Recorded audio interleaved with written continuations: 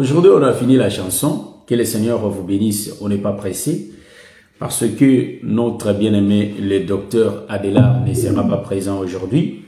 C'est pourquoi on est un peu tranquille.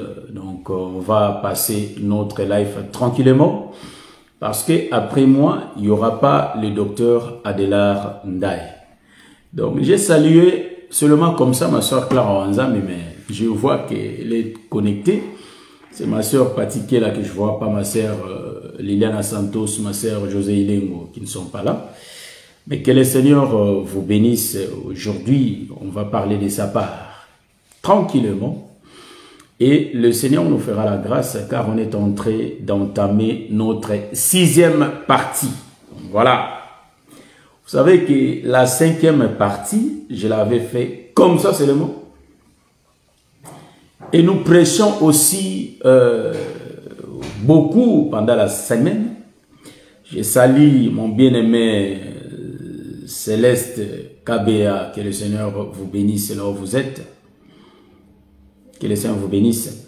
Donc, je salue tous les saints qui sont connectés et ceux qui ne sont pas connectés.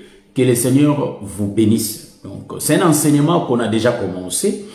Et là, nous allons continuer notre enseignement et essayer un peu de voir des choses cachées dans les Écritures. Vous savez que à chaque fois nous sommes en train de parler de ces choses. Le Seigneur nous fait la grâce de découvrir d'autres chambres cachées, mais au fur et à mesure que nous sommes en train de marcher, il est en train de nous ouvrir les yeux pour que nous voyions les Écritures cachées, afin que cela soit révélé. C'est pourquoi je suis en train de bénir notre Dieu. Que le Seigneur soit loué parce que mon pasteur Manix Kabe est là. Vraiment, que le Seigneur vous bénisse, ma sœur José, mon bien-aimé Jackson, JPJ. Je salue tous les saints. Nous allons prier pour prendre les Écritures et commencer notre direct. Oui, c'est déjà commencé, mais en réalité, c'est mieux de prendre les Écritures. Nous sommes dans les livres de 2 Rois. Si je ne me trompe pas, 2 Samuel, hein? Pas 2 Rois, mais 2 Samuel. Nous avons lu l'écriture dans les livres de 2 Samuel. Je mets mes lunettes pour chercher 2 Samuel, afin que nous lisions les Écritures là où nous nous sommes limités. 2 Samuel chapitre 11, le verset 1 à 10. Et ça, c'est notre écriture de base. Je lis l'écriture. L'année suivante, au temps où les rois se mettaient en campagne, David envoya Joab avec ses serviteurs et tout Israël pour détruire les fils d'Ammon et pour assiéger Rabat. Mais David resta à Jérusalem. Un soir, David s'éleva de sa couche. Et comme il se promenait sur les toits de la maison royale, il aperçut de là une femme qui se baignait et qui était très belle de figure. David fit demander qui était cette femme. Et on lui dit, n'est-ce pas Bathsheba, fille d'Eliam, femme d'Uri, le Héthien? Et David envoya des gens pour la chercher. Elle vint vers lui et il coucha avec elle. Après s'être purifiée de sa souillure, elle retourna dans sa maison. Cette femme devint enceinte et elle fit dire à David, je suis enceinte. Alors David expédia cet ordre à Joab, envoie-moi Uri le Héthien, et Joab envoya Uri à David. Uri se rendit auprès de David, qui l'interrogea sur l'état de Joab, sur l'état du peuple et sur l'état de la guerre. Puis David dit à Uri, descends dans ta maison et lave tes pieds. Uri sortit de la maison royale et il fut suivi d'un présent du roi. Mais Uri se coucha à la porte de la maison royale avec tous les serviteurs de son maître, et il ne descendit point dans sa maison. On en informa David et on lui dit, Uri n'est pas descendu dans sa maison. Et David dit à Uri, n'arrives-tu pas de voyage? Pourquoi n'as-tu pas descendu dans ta maison? Uri répondit à David, l'arche et Israël et Juda habitent sous des tentes. Mon seigneur Joab et les serviteurs de mon seigneur campe en rase campagne. Et moi, j'entrerai dans ma maison pour manger et boire et pour coucher avec ma femme. Aussi vrai que tu es vivant et que ton âme est vivante, je ne ferai point cela. David dit à Uri, reste ici encore aujourd'hui et demain je te renverrai. Et Uri resta à Jérusalem ce jour-là et le lendemain. Bon, on se limite au verset 12e, mais on va pas expliquer tout ça. Ça, c'était seulement la lecture. Mais en réalité, c'est que nous allons expliquer les versets 4 et 5, parce qu'on est arrivé là. J'avais dit qu'on est en train d'expliquer ces choses verset par verset, écriture par écriture. Est-ce que vous voyez ça? Donc, aujourd'hui, nous allons toucher les versets 4e et 5e, que je vais relire pour que nous ayons l'idée là où je veux parler aujourd'hui. Je relis l'écriture. L'écriture dit ceci. David envoya des gens pour la chercher, pour aller chercher Bathsheba. Elle vint vers lui et il coucha avec elle. Après être purifiée de sa souillure, elle retourna dans sa maison. Cette femme devint enceinte et elle dit à David, je suis enceinte. Bon, voilà, aujourd'hui, on va parler qui est là-bas parce qu'on ne va pas toucher tout. Je crois que c'est un enseignement qu'on a déjà commencé et aujourd'hui, c'est la 6e partie. Supportez-nous de nos absences parfois parce qu'on a tellement beaucoup. Voilà pourquoi on est un peu rare. Vous voyez, j'avais expliqué cette écriture de 2 Samuel chapitre 11, en commençant au verset 1. Quand j'ai touché le 4e verset, j'avais dit que le 4e verset explique en réalité, ça j'aime, explique en réalité Matthieu chapitre 28. Vous voyez? Donc nous disons qu'il n'y a pas l'écriture singleton dans la Bible. Donc, dans la Bible, nous voyons que les écritures, en réalité, 2, 3, 4, donc il n'y a que des écritures paires. Il y a des triples, il y a des quadruples, ça dépend. Comment Dieu va répéter la chose. Vous voyez? Parce que les écritures, c'est tout un corps qu'on appelle le Seigneur Jésus-Christ. Ceux qui ont suivi la 5e partie connaissent déjà. Mais dans la 4e partie, j'avais pris l'histoire d'Élisée et Géasi. En réalité, cette histoire, j'avais expliqué seulement une partie, donc la première partie, la portion que Géasi a mis les bâtons dans la figure, en réalité, sur la figure de l'enfant de la Sunamite, mais l'enfant n'a pas été guéri. Donc, l'enfant n'a jamais été ressuscité, n'a pas été ressuscité, mais en réalité, il faut que l'autre descende de lui-même. La personne qui va descendre lui-même, en réalité, c'est Élisée. Donc, aujourd'hui, par la grâce de Dieu, on va voir, peut-être je vais aussi prendre, donc relancer, ou soit prendre cette histoire pour marcher avec. Si Dieu le veut, bien sûr. Vous voyez? Donc, vous allez remarquer, c'est David qui va envoyer ces gens. J'avais pris cette écriture. Je l'avais associé avec l'écriture de Matthieu chapitre 28, là où le Seigneur lui-même envoie en réalité ses serviteurs, les apôtres. Est-ce que vous voyez ça? Maintenant, ici, je vais dire ceci. Vous savez que l'écriture de l'Ancienne Alliance explique toute une dispensation. Est-ce que vous voyez ça?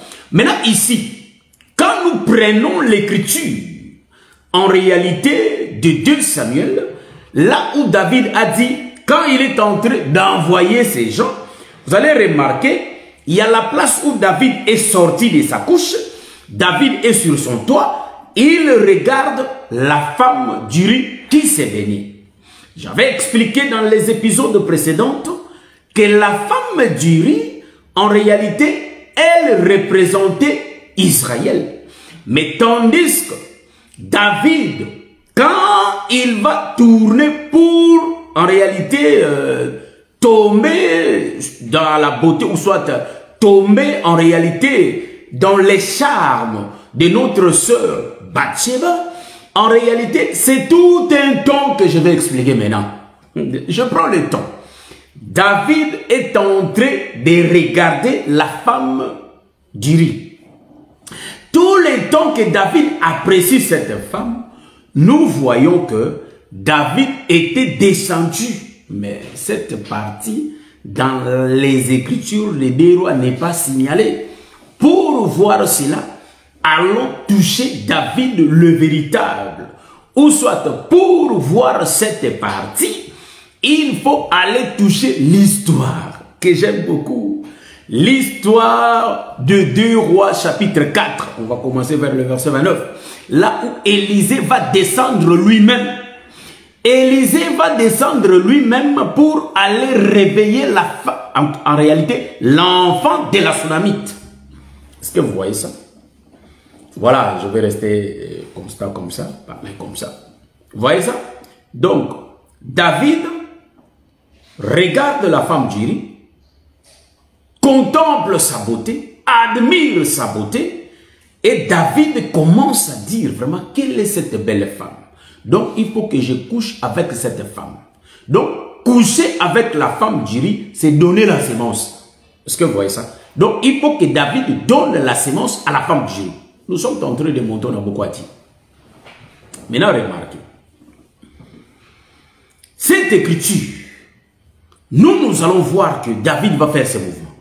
Mais si nous prenons en réalité Élisée, dans le livre de 2 rois, chapitre 4, le verset 29, là où nous allons voir que Élisée, en réalité, va précéder ce tombe de Géasi. Géasi va aller descendre, il va descendre. Et l'enfant va faire tout ce que Élisée va lui demander de faire. Mais l'enfant, en réalité, n'a pas fait signe de vie. Il n'a jamais ouvert les yeux. Je prends cette écriture, nous allons lire ça. Et après avoir les lire, je vais prendre ces écritures, les décortiquer et les mettre dans la nouvelle alliance. C'est ce que nous allons faire. Le travail que nous allons faire aujourd'hui, c'est ça. Remarquez une chose. Si nous regardons l'ancienne alliance, nous voyons que le mouvement se trouve aussi dans la nouvelle alliance. C'est ce que nous allons expliquer aujourd'hui. Je prends l'écriture. Je suis dans le livre de 2 rois. 2 rois chapitre 4. Je vais lire cette écriture. Donc, et la patience que je trouve l'écriture. Je lis au nom du Seigneur. Je commence au verset 29. Et Élisée dit à Géasi, Saint-Héran, prends mon bâton dans ta main et pars. Si tu rencontres quelqu'un, ne le salue pas. Et si quelqu'un te salue, ne lui réponds pas.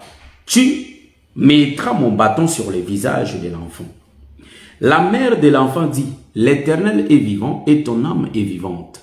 Je ne te quitterai point. Et il s'éleva et la suivit. Géasi les avait dévancés et ils avaient mis les bâtons sur le visage de l'enfant. Pardon. Oui, et il avait mis les bâtons sur le visage de l'enfant. Mais il n'y ni voix ni signe d'attention. Il s'en retourna à la rencontre d'Élisée et lui rapporta la chose en disant, l'enfant ne s'est pas réveillé. Vous voyez, ça c'était le temps de la loi. Lorsque, je commence au verset 32, je continue par le verset 32. Lorsque Élisée arriva dans la maison, voici l'enfant était mort couché sur son lit. Ça gêne. Élisée entra et ferma la porte sur eux deux. Donc, ils étaient que Élisée et l'enfant. Et il pria l'Éternel. Il monta et se coucha sur l'enfant. Il mit sa bouche sur sa bouche.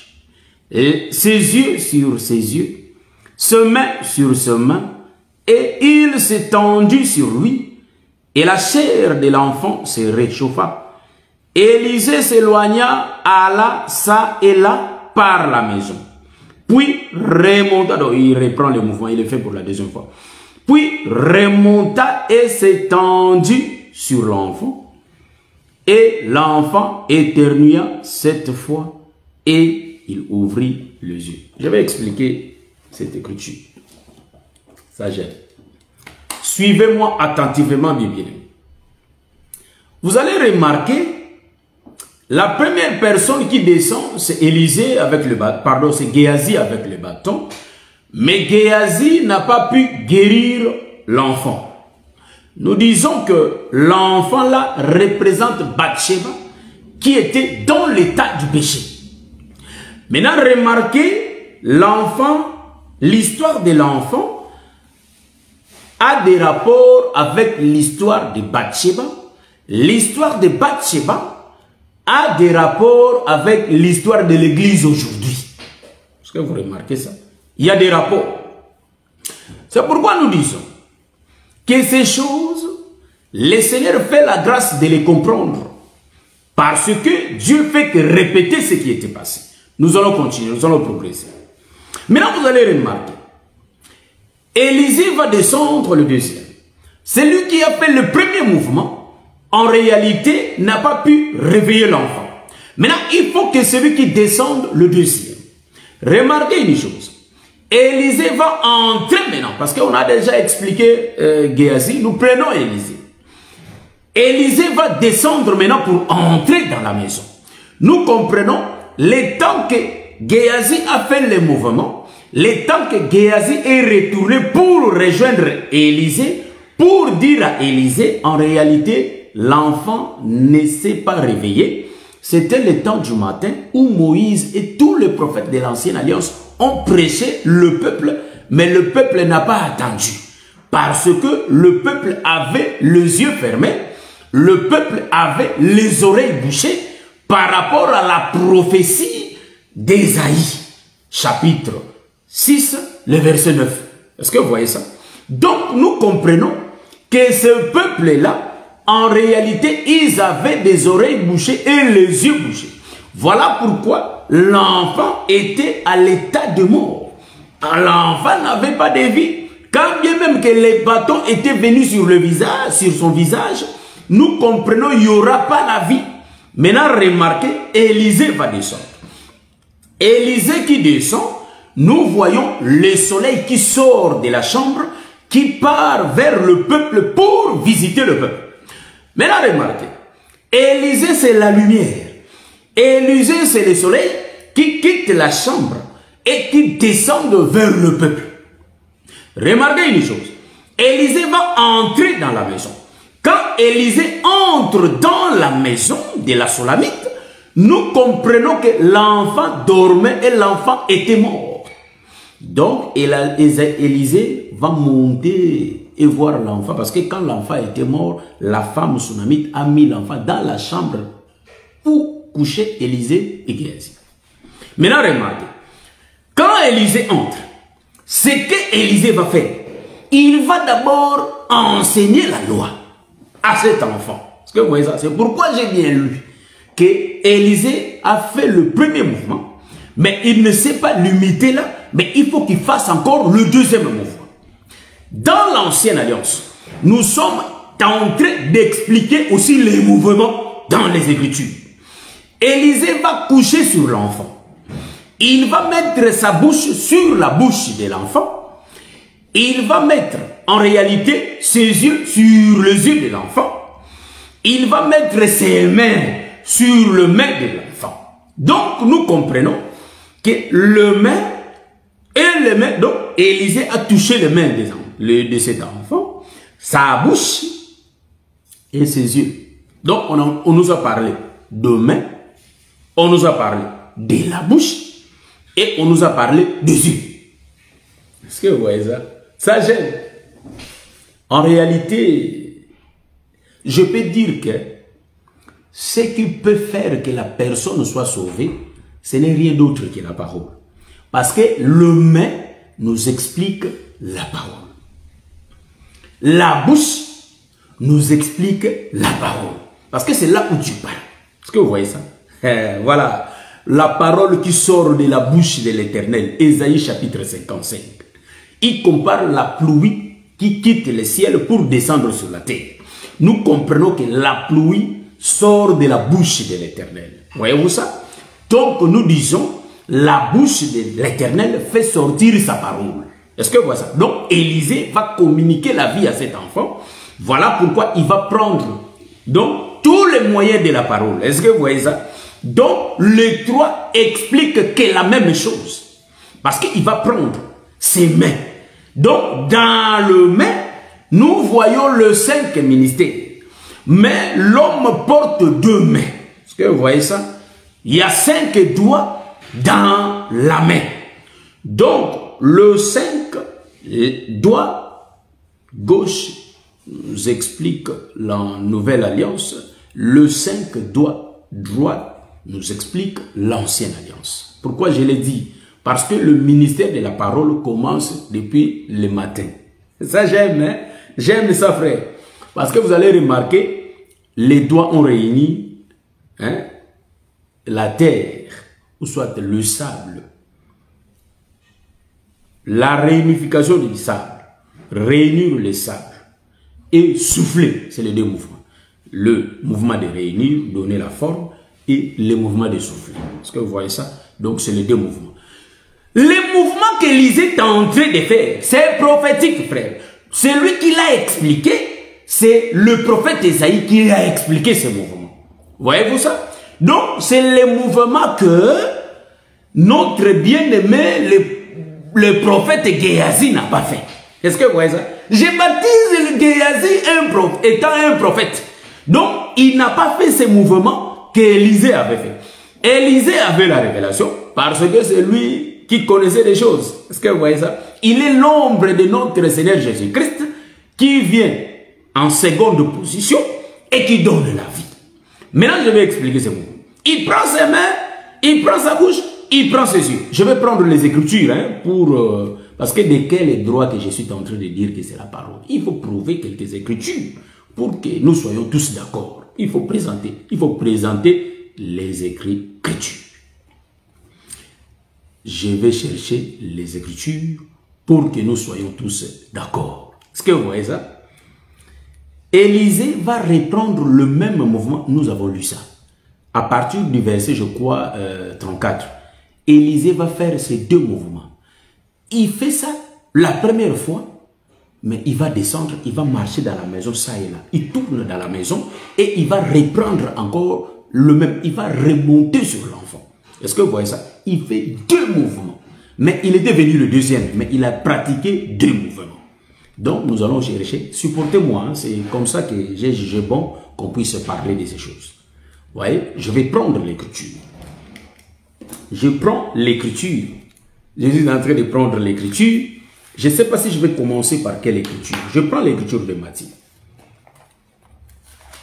Je prends l'écriture de Matthieu. Vous voyez, qui va expliquer les yeux. Hein? Je cherche l'écriture de Matthieu.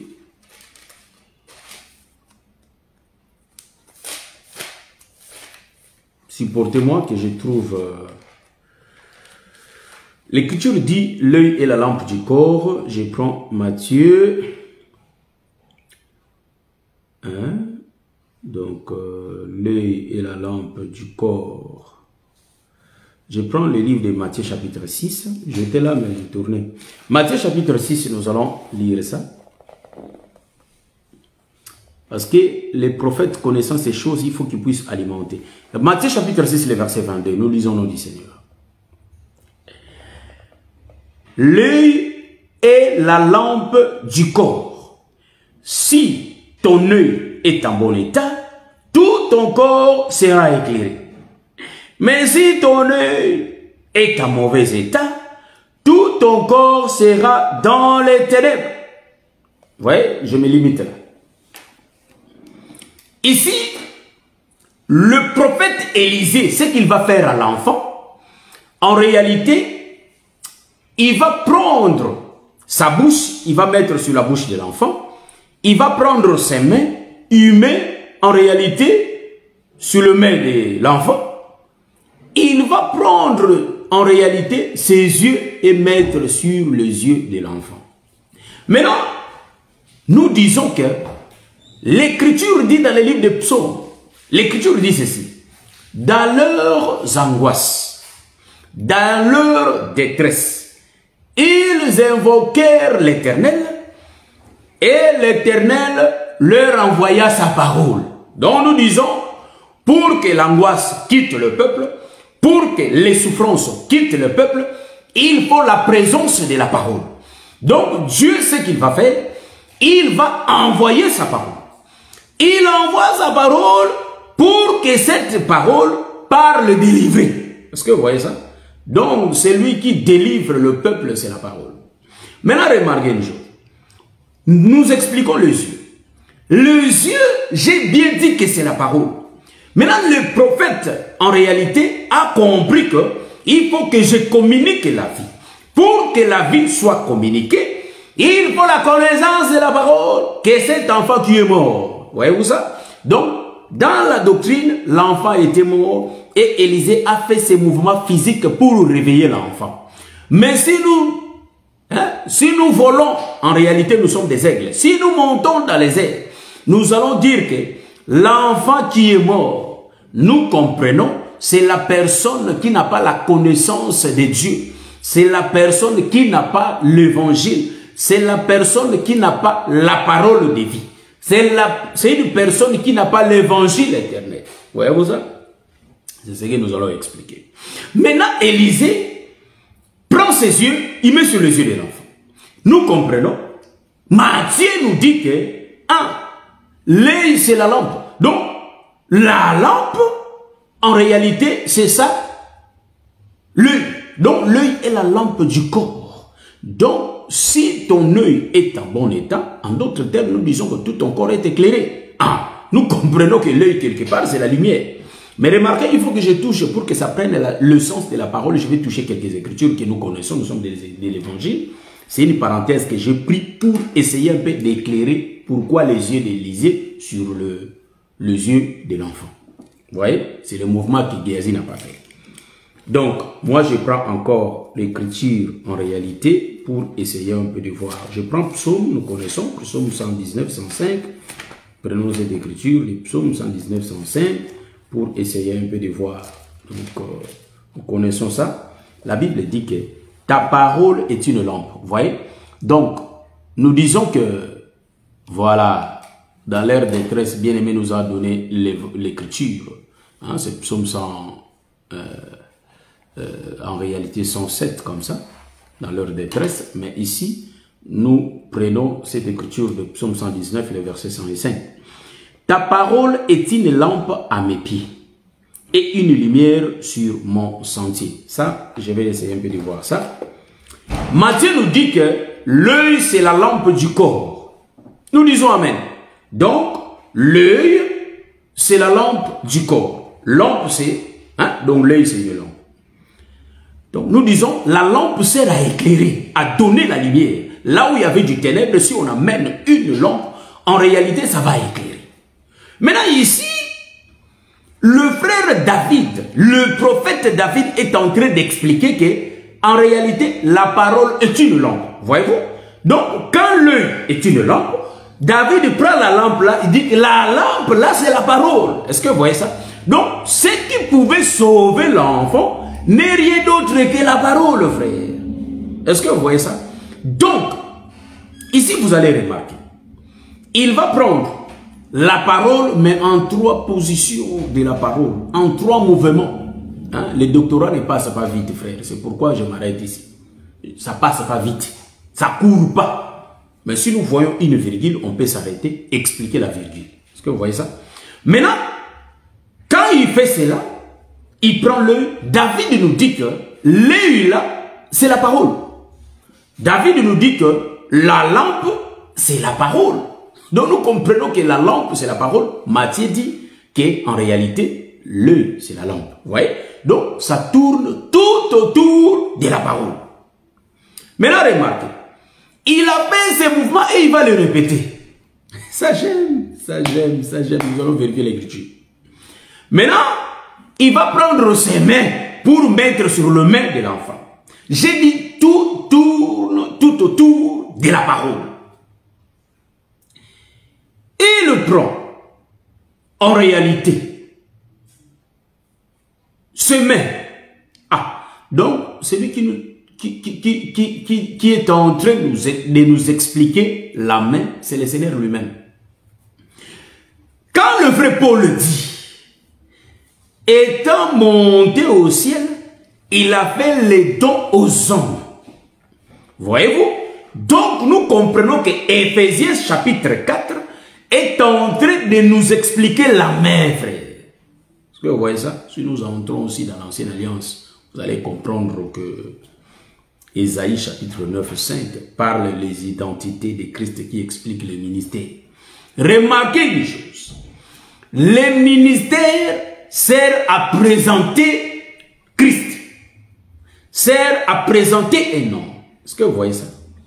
Maintenant, hein, je parle mollo, frère. Donc, le main, cela explique le ministère. Donc, l'enfant, en réalité, doit être sauvé au travers du ministère, frère. Parce que l'enfant explique Bathsheba, hein, explique Bathsheba. Bathsheba, la femme d'Uri, n'a pas eu la vie au temps de Géasi. Maintenant, c'est le temps d'Élisée. Quand Élisée vient, nous comprenons que c'est le soir. Là où Élisée descend lui-même, c'est le soleil qui sort de sa chambre, frère, pour aller chercher une femme, pour aller chercher sa femme, pour coucher là-bas, dormir là-bas. Nous allons expliquer ça dans le corps de Bathsheba. Mais nous venons tout doucement. C'est pourquoi nous disons qu'on peut faire beaucoup d'épisodes, tout comme on peut couper les épisodes. Mais ici, on va essayer un peu d'éclairer ça. Maintenant, remarquez. Donc, Éphésiens chapitre 4 nous montre le ministère. Ouais, parce que l'homme doit être sauvé au travers de la parole, frère. C'est ainsi que vous allez remarquer. Si vous entrez dans n'importe quelle église, là où il n'y a pas la parole, vous allez comprendre qu'il n'y a pas la vie. Parce que là où il n'y a pas l'explication exacte de la parole, c'est là où il y a la mort. Donc, nous comprenons que pour que nous soyons sauvés, il faut qu'il y ait la parole, frère. C'est pourquoi, étant monté au ciel, il a fait des dons aux hommes. Quels sont ces dons? C'est les 5 doigts de l'homme, frère. Est-ce que vous voyez ça? C'est les 5 doigts. C'est les 5 dons du ministère qui est sur la main. Est-ce que vous voyez ça? Donc, la main explique tout un homme. Le doigt, c'est les parties de tout un homme. Donc, en réalité, nous voyons les 5 doigts. Là, c'est les dons du ministère. Mais qui est exprimé par la bouche. Est-ce que vous voyez ça? Donc, les 3 parties-là qu'Élisée avait appliquées, ça représente la loi, le psaume et les prophètes. C'est subdivisé en 3, mais cela explique le temps de la loi. C'est pourquoi je dis bien. Bon, vous allez me dire, comment le temps de la loi? Oui, frère. Parce que celui qui est en train de nous dire ça, c'est le prophète Esaïe. Donc, je ne sais pas aujourd'hui avec le prophète Esaïe, qu'est-ce que j'ai? Je prends le prophète. Donc, Élisée va faire ce mouvement, deux mouvements. Il fait ça la première fois et il va faire ça la deuxième fois. Nous allons vérifier ça. Vérifions l'écriture, ne passons pas. Nous ne courons pas. Je vais vérifier l'écriture. Nous prenons Ésaïe chapitre 8, le verset 20. Nous connaissons ça, c'est l'hymne national, frère. Ésaïe chapitre 8. Pourquoi les 2 mouvements? Élisée savait. Il dit ceci: à la loi et au témoignage, si l'on ne parle pas ainsi, il n'y aura point l'aurore pour le peuple. C'est un verset qu'on connaît tous. L'écriture dit à la loi et au témoignage. Donc, à la loi, c'est tout un temps, c'est toute une dispensation. Après vient les témoignages. Vous voyez? Donc, c'est 2 branches subdivisées. Celui qui nous a présenté la loi, c'est Moïse. C'est Géasi. Mais quand nous recevons dans la maison, en réalité, Élisée, il va encore présenter de nouveau la loi. Vous voyez ça? Pourquoi il va le présenter? Parce que Ésaïe est en train de dire à la loi et au témoignage, si on ne parle point ainsi, il n'y aura pas la lumière pour le peuple. Donc, Élisée savait ces choses. C'est pourquoi il a mis ses mains sur l'enfant, qui explique les ministères. Les ministères, c'est le main. Il est en train de communiquer la vie au travers du ministère. Nous sommes sauvés par la folie de la prédication. Voyez-vous ça? Donc, l'homme est sauvé.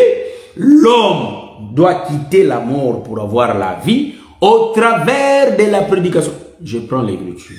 Hein? Supportez-moi, donc je suis en train de parler de ces choses et en donnant les écritures. Je suis dans le livre de 1 Corinthiens chapitre 1, le verset 21. Ou bien on va prendre 18, ça dépend. Je vais revoir ça.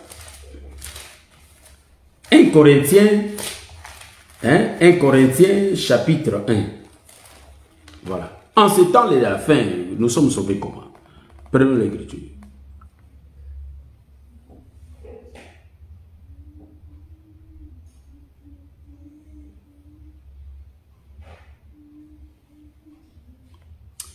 Je vais lire ça, c'est le frère Paul qui le dit, mais je lis pour que nous ayons la compréhension. Mais moi, ce qui m'intéresse, c'est le verset 21. Mais je vais prendre seulement de lire, je vais commencer au verset 17 pour que nous ayons la compréhension, la bonne compréhension. Je lis au nom du Seigneur. 1 Corinthiens chapitre 1, le verset 17 à 21. Mais nous sommes intéressés par le verset 21. J'ai dit, ce n'est pas pour baptiser que Christ m'a envoyé, c'est pour annoncer l'évangile, et cela sans la sagesse du langage, afin que la croix de Christ ne soit pas rendue vaine. Car la prédication de la croix est une folie pour ceux qui périssent, mais pour nous qui sommes sauvés, elle est une puissance de Dieu. Aussi est-il écrit, je détruirai la sagesse des sages et j'anéantirai l'intelligence des intelligents. Où est les sages? Où est les scribes? Où est les disputeurs de ce siècle?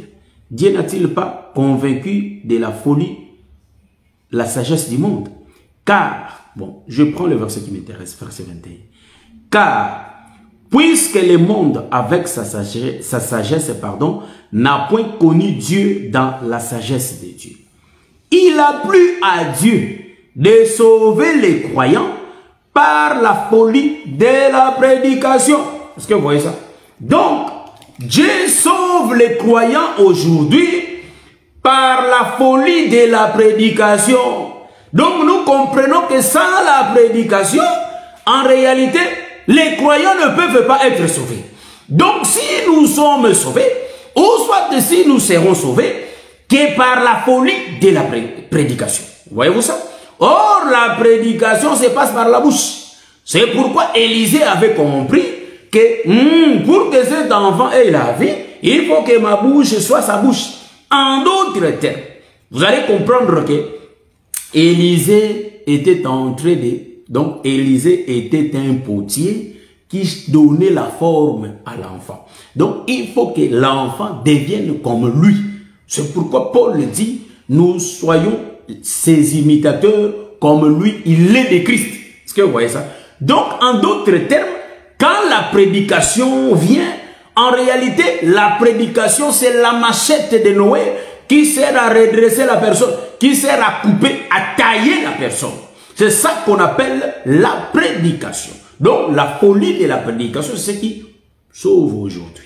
Maintenant, remarquez, la bouche d'Élisée sur la bouche de l'enfant, nous comprenons que c'est Ésaïe chapitre 55 qui va faire sortir quoi? La parole. Maintenant, j'ai dit, le premier mouvement d'Élisée nous explique les trois mouvements. Donc, le main, la bouche et les yeux. Est-ce que vous voyez ça? Donc, nous disons, le main, la bouche et les yeux nous expliquent la loi, les psaumes et la loi, les prophètes et les psaumes. Maintenant, vous allez comprendre, après avoir fini, Élisée va commencer à marcher, ça et là, dans la maison. Et Élisée va retourner sur l'enfant. Ah, je vais expliquer. Vous voyez, voyons comme ça les Écritures. Nous allons voir les Écritures. Les mouvements là qu'Élisée a fait, je pars vérifier ça dans la Nouvelle Alliance. Je suis dans le livre de Matthieu chapitre 13. Matthieu chapitre 13 explique les mouvements d'Élisée dans la maison. Est-ce que vous voyez ça?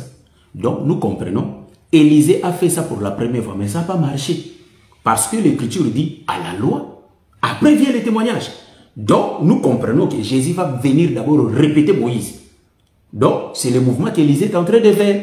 Il va d'abord répéter c'est Moïse. Donc, il va donner d'abord la loi, et puis il va donner aussi la grâce. Il a fait ça, frère. Bon, douter, ne faut pas douter. Hein, parce que nous, les saints, nous sommes têtus. Bon, je vais prendre l'écriture de Matthieu, chapitre 13. Je prends le livre de Matthieu. Donc, le mouvement d'Élysée, qui fait dans la maison, hein, chez la Sunamite, c'est Matthieu, chapitre 13. Hein? Vous voyez ça? Donc, c'est comme ça. Vous voyez, Matthieu, chapitre 13. Je vais prendre ça. Ça, j'aime. Oh là là. L'écriture dit ceci. Je ne vais pas lire hein, tout, mais remarquez. Ces mêmes jours, donc je commence au verset 1. Jésus sortit de la maison et assis au bord de la mer. Une grande foule s'étant assemblée auprès de lui, il monta dans une barque et assis. Toute la foule se tenait sur les rivages, lui sur la barque. Il leur parla en parabole sur beaucoup de choses. Moi, je me limite là. Et il dit, je ne lis pas. Est-ce que vous voyez ça? Ça gêne. Il leur parla en parabole dans beaucoup de choses. Nous comprenons. C'est lui qui parle en parabole. Ce sont les prophètes de l'Ancienne Alliance. Donc Jésus, quand il parlait en parabole, on retrouvait le prophète de Jérémie en lui. On retrouvait en réalité Jean-Baptiste en lui. Est-ce que vous voyez ça? Bon, je vais prendre cette écriture et Jésus dit, qu'est-ce que ces gens disent de moi? Non, il dit que tu es l'un des prophètes. Tu es Jérémie, tu es Jean-Baptiste, tu es... Attends, hein, je vais lire ça. Hein. Bon, je vais citer pas en désordre. Mais nous allons prendre l'écriture. Je suis là où Élisée a fait ses mouvements pour la première fois. J'ai expliqué les yeux, c'est la lampe, c'est la parole. J'ai expliqué le main, c'est le ministère qui parle. Est-ce que vous voyez ça? Parce que le main, c'est les... Hein? Quand nous allons voir ça physiquement, le chiffre 5 explique le chiffre du ministère. Est-ce que vous voyez ça? Donc, le 5 doit représenter le ministère. C'est le main que les potiers utilisent pour donner la forme. Le ministère, c'est ça, la parole. Ça sert à présenter la parole, le ministère. Vous voyez? Donc, en réalité, nous avons les dons de la parole, mais qui est subdivisé en 5. Donc, c'est le ministère de la parole qui est subdivisé en 5 parties.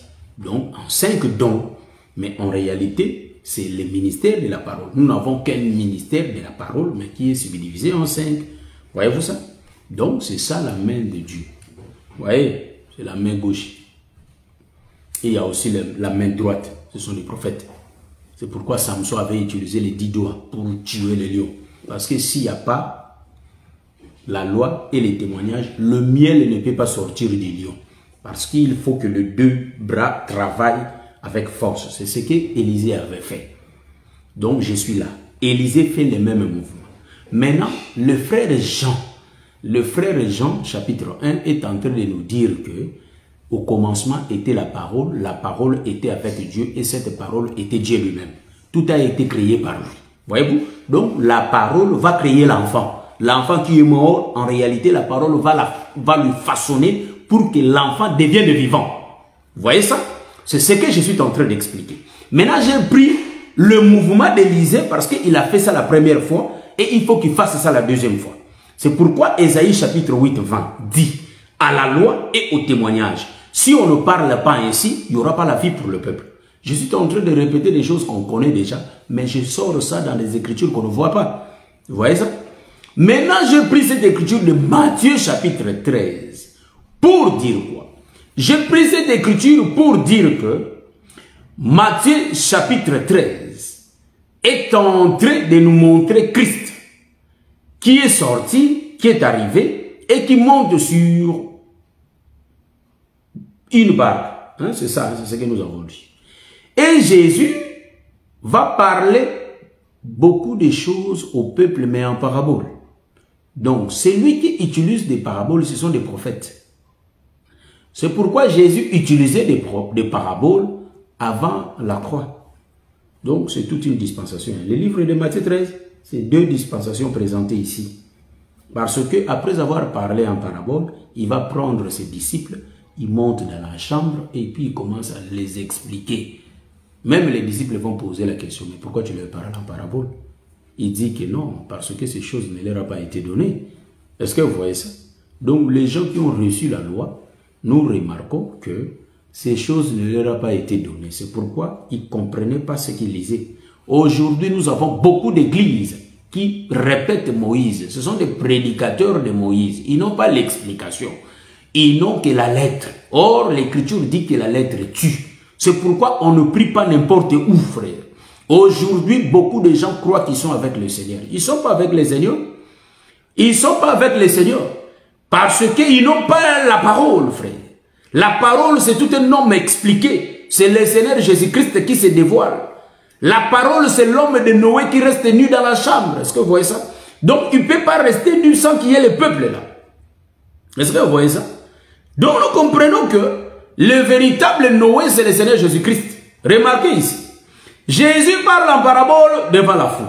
Ah, nous comprenons, c'est le premier mouvement que Élisée avait fait sur l'enfant. La loi, le psaume et les prophètes. Ça, c'était le premier mouvement. Maintenant, prenons le deuxième mouvement. Remarquez, il a fait ça 2 fois. Il a fait ça 2 fois. C'est là, c'est pourquoi moi je prends toujours beaucoup d'écritures qui se ressemblent. Et j'explique ça. Les mouvements là, nous avons besoin de la parole qui sauve, la parole qui donne la vie. C'est pourquoi vous allez remarquer, Moïse arrive comme ça, le Seigneur lui dit, Moïse, parle à la pierre là pour que l'eau sorte, afin que le peuple boive et que les bétails aussi puissent boire. Est-ce que vous remarquez ça? Parce que le peuple avait soif. Maintenant, qu'est-ce que Moïse va dire? Qu'est-ce que Moïse va faire? Hein? Donc, je crois qu'il y a un filtre qui fait des tchac-tchac, des mouvements là, je ne sais pas. Donc, moi, je ne connais pas régler. Voilà, c'est ça. Donc, c'est réglé comme ça. Je vais faire tout pour que ça change. Je ne connais pas trop dans les GSM. Maintenant, qu'est-ce que vous allez remarquer? C'est que vous allez remarquer, Moïse, au lieu de parler, Moïse va frapper, mais il va frapper 2 fois. Donc, Moïse va frapper les rochers 2 fois. Nous sommes le problème d'Élisée. Nous sommes en train d'expliquer le mouvement d'Élisée sur l'enfant. Donc, c'est le mouvement du Seigneur Jésus-Christ sur le peuple. Parce que le véritable Élisée, c'est le Seigneur Jésus-Christ. Est-ce que vous voyez ça? C'est lui le véritable Élisée. Remarquez une chose. Quand Moïse frappe la première fois, l'eau ne sort pas. C'est pourquoi Élisée, quand il coucha sur la première fois sur l'enfant, en tout cas, l'enfant n'était pas revenu à la vie. Maintenant, il va faire le deuxième mouvement. Donc, c'est Moïse qui frappe pour la deuxième fois. Quand il frappe pour la deuxième fois, nous comprenons qu'il y a l'eau qui sort. Maintenant, le peuple peut boire. Est-ce que vous voyez ça? Parce qu'il y avait 2 peuples. Il y avait les bétails et il y avait les hommes israélites. Remarquez? Est-ce que vous voyez ça? Dans l'arche, il y avait aussi 2 peuples. Les animaux et les hommes. Maintenant, remarquez. Notre problème, c'est quoi? Notre problème, il faut que l'enfant ait la vie. L'enfant là, c'est Bathsheba. Est-ce que vous voyez ça? C'est Bathsheba. Maintenant, remarquez.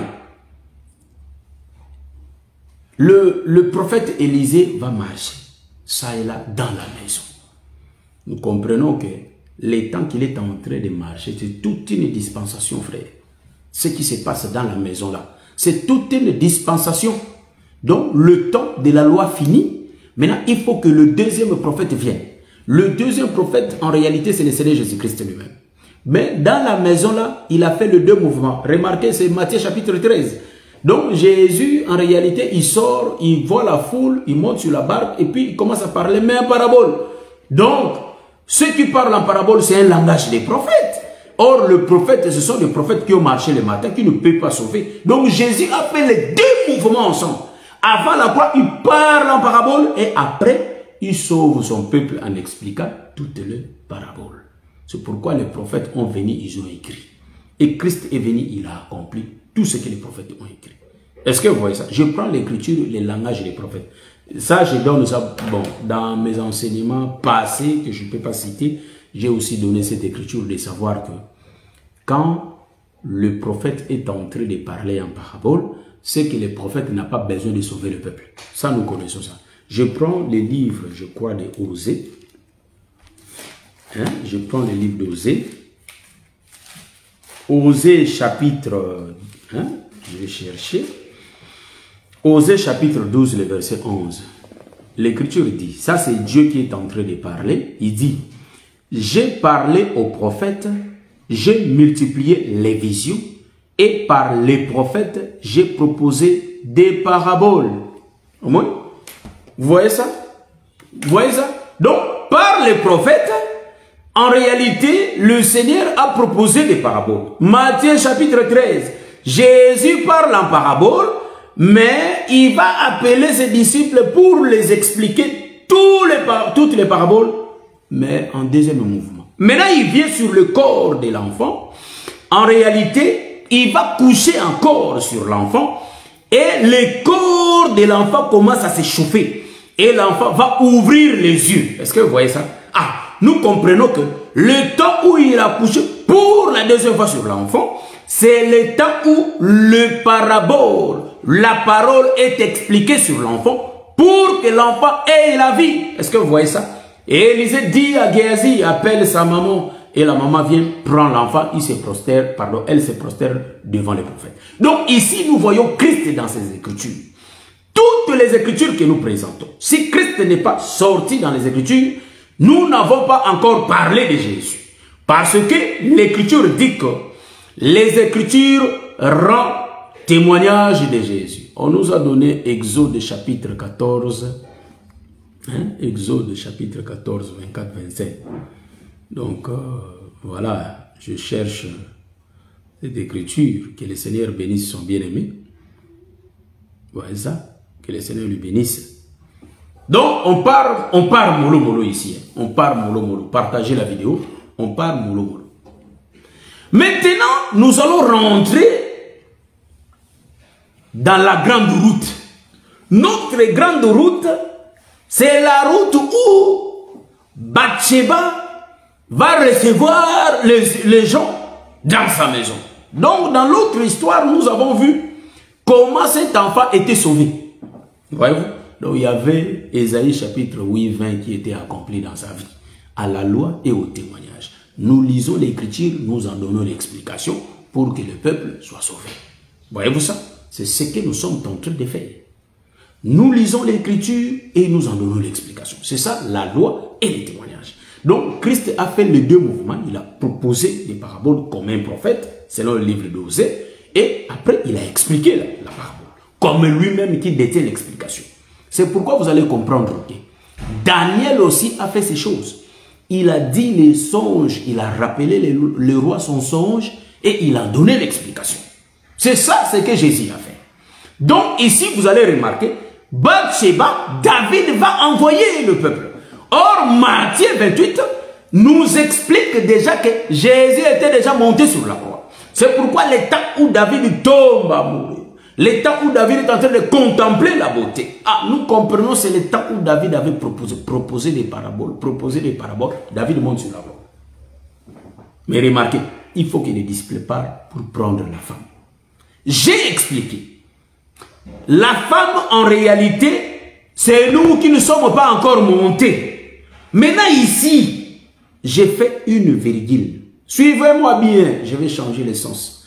J'ai fait une virgule. C'est ça les doctorats, frère. Je vais changer le sens. Virgule, je donne une virgule.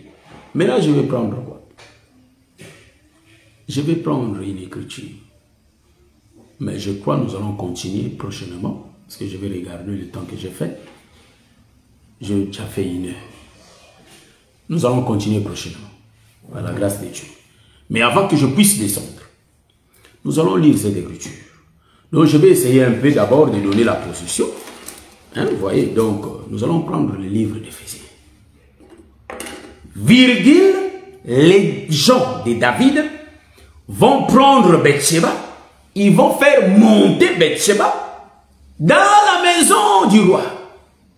Maintenant, parce que j'avais dit que j'explique ça verset par verset. Maintenant, nous avons vu que, j'ai bien dit, la première partie, j'ai expliqué que jusqu'aujourd'hui, Bathsheba n'est pas encore montée. C'est nous, l'église, qui ne sommes pas encore enlevés. Nous sommes en train de vivre encore sur la terre. Donc, nous ne sommes pas encore montés. Nous, ça dit, quand Bathsheba quitte la maison du riz pour monter vers la maison royale, c'est l'enlèvement. C'est l'enlèvement. Donc, les chrétiens, nous quittons la terre pour monter dans les airs. C'est Rebecca qui quitte sa maison pour aller rencontrer Isaac. J'ai dit ça. Maintenant, j'ai fait une virgule. La virgule, parce que si j'associe ça, ça ne va pas bien donner. C'est pourquoi j'ai fait une virgule. Donc, je vais donner ça un autre sens. Je prends l'écriture que je donne aujourd'hui. Cela sera expliqué prochainement. Donc, je vais respecter une heure, hein, pas donner beaucoup. Voyez? Je prends cette écriture d'Éphésiens, chapitre 2. Je prends l'écriture. Voilà. Nous sommes dans le livre d'Éphésiens, chapitre 2. Hein? Éphésiens, chapitre 2, 10, 15. J'ai lu au nom du Seigneur. J'ai commencé au verset 10. Car nous sommes, parce que le problème c'est quoi? Selon la connaissance, selon la doctrine, vous allez remarquer, quand Bathsheba va monter dans la maison royale, David va coucher avec Bathsheba.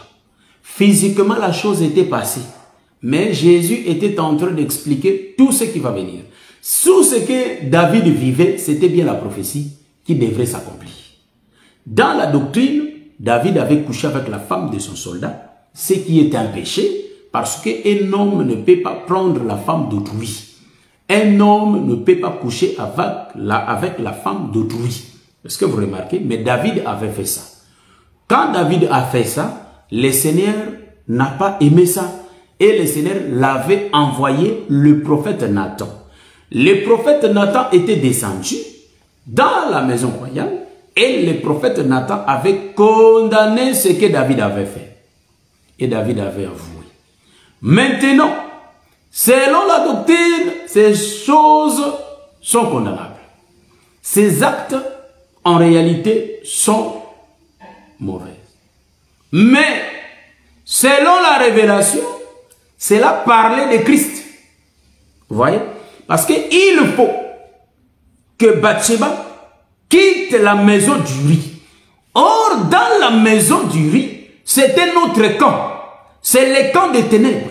C'est pourquoi l'Écriture dit, il nous a fait quitter, donc il nous a transportés du royaume des ténèbres vers le royaume de la lumière. Est-ce que vous voyez ça? Donc nous comprenons, pour qu'une femme vive, il faut que la femme ait l'enfant.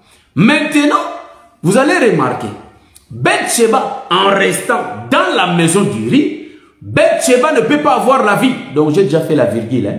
La virgule, je change la position de l'écriture. Je change la position de l'explication. Maintenant, remarquez, je prends cette écriture d'Éphésiens, chapitre 2, les versets 10 à 15, que je vais lire. Est-ce que vous voyez ça? C'est là où nous allons donner l'explication, mais prochainement. Donc, il y aura la 7e épisode. Mais la marche de l'église, notre enseignement, on n'a pas oublié. Parce que dans la marche de l'église, il y a beaucoup de choses qui parlent de la doctrine, frère. Hein? Vous dites que là, on va expliquer l'arbre de vie et l'arbre de vie et l'arbre de la connaissance du bien et du mal. Remarquez ici, l'Écriture dit ceci. Car nous sommes son ouvrage, ayant été créés en Jésus-Christ pour de bonnes œuvres que Dieu a préparées d'avance. J'ai pris les versets 10 là extra, on va parler de ça. A préparé d'avance, afin que nous les pratiquions. Verset 11.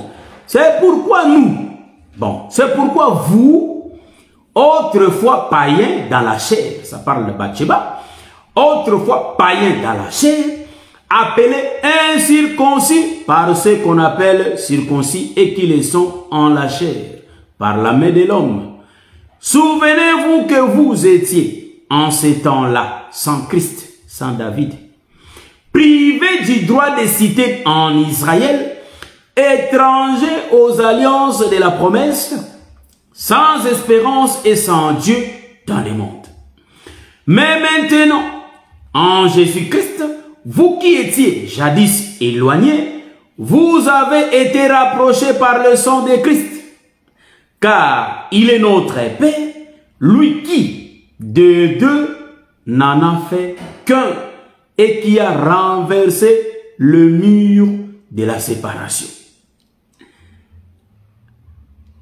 Qui a renversé le mur de la séparation, l'inimitié ayant anéanti par sa chair la loi des ordonnances dans ses prescriptions, afin de créer en lui-même avec le deux un seul homme nouveau en établissant la paix. Vous voyez?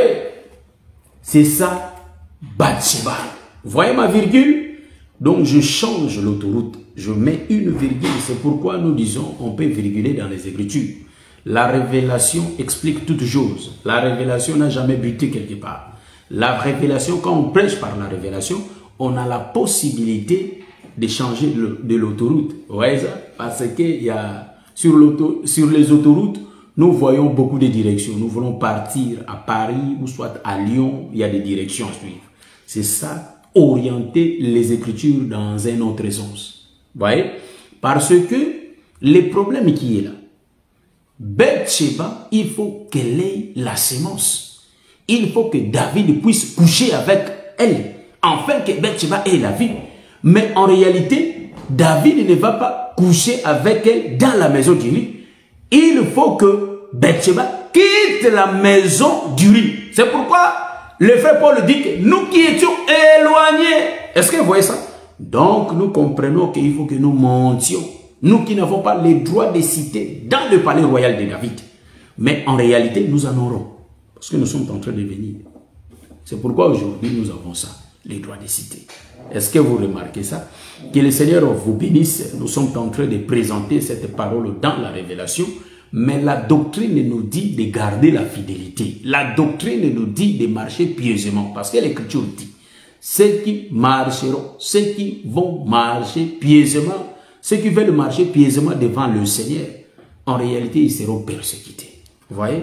Donc, s'il y a des persécutions dans nos vies, c'est la vie des chrétiens. On ne peut pas avoir peur, bien-aimés. Parce que ce monde ne nous appartient pas. Ce monde appartient à l'Éternel lui-même.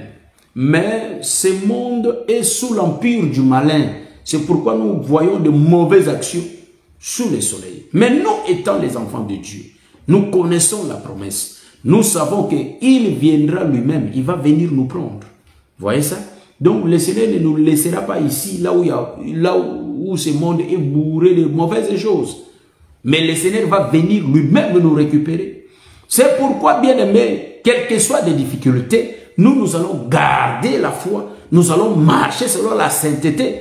Parce que beaucoup de gens commencent à simplifier la parole. Est-ce que vous voyez ça? Ils ont commencé à simplifier la marche.